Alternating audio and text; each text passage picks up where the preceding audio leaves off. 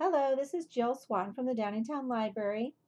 Tonight we had our first recycled art class, and we had a lot of fun tonight looking at how we can use our food boxes, really any cardboard boxes in our house, to make pictures. And this is one example of two little frogs that are singing in the bog.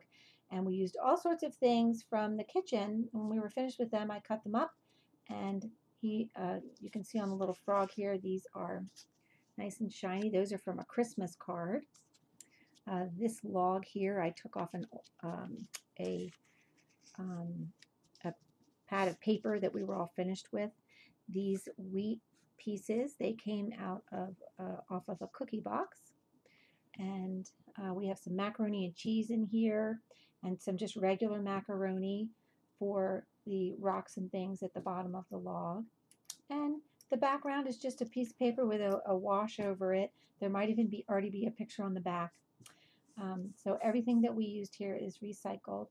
And we talked about how you can either find shapes in things, like when I was making the frog, I happened to look at this shape, and I don't know what made me think of a frog. Maybe I must have been looking at it this way.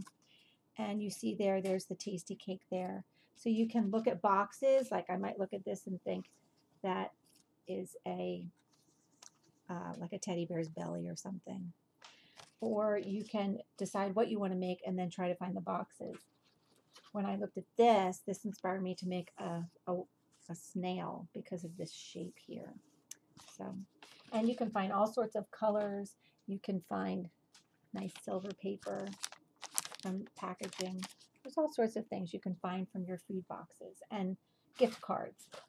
So that's what we did today. If you would like to make your own scene, you don't have to make a frog scene. You can make anything you want out of all the different shapes that you can find and colors. And then cut it out, glue it down, and you can bring that to the next class and show us your creation. Now, we turned our creations, or we are going to be turning our creations into these 3D packs. These are habitat packs. And what it is, it's just a little habitat for a critter. So you can decide what kind of critter you're going to make and then decide what kind of habitat it will live in. A frog needs water, so that's why I put my silver paper in here. Here's a little worm for him to eat. That's hiding in the grass. There's a little slug and a dragonfly up there. And I started with the grass, and then I just kept moving back, decorating each layer. And then you have a nice little pack that you can play with. It's nice and snug and tight.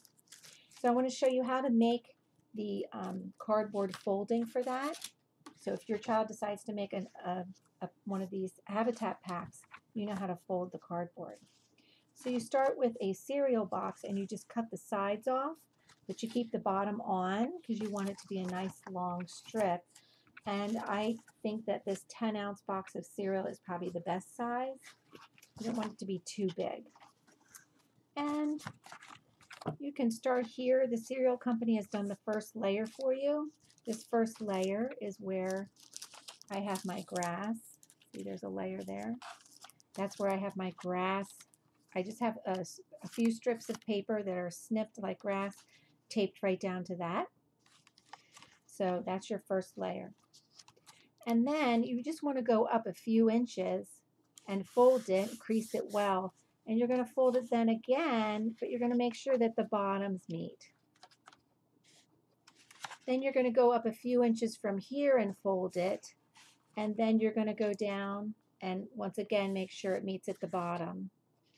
And because this is where you're going to tape it secure so it's nice and snug.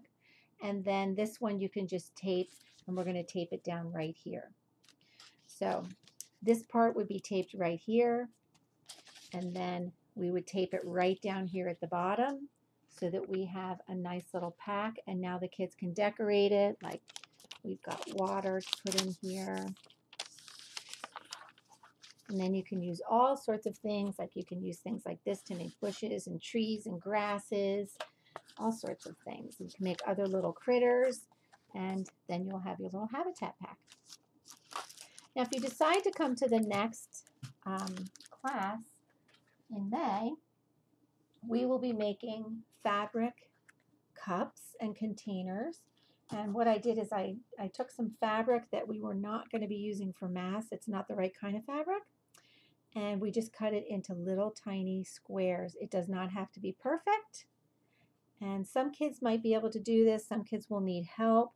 If you have their little squares cut before the class, it would be helpful.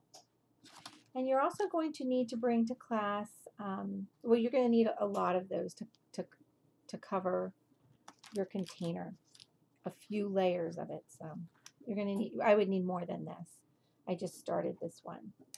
So you want lots of little squares. It doesn't have to be from the same thing. You can do a patchwork if you want. You can do a variety of colors. It's up to you.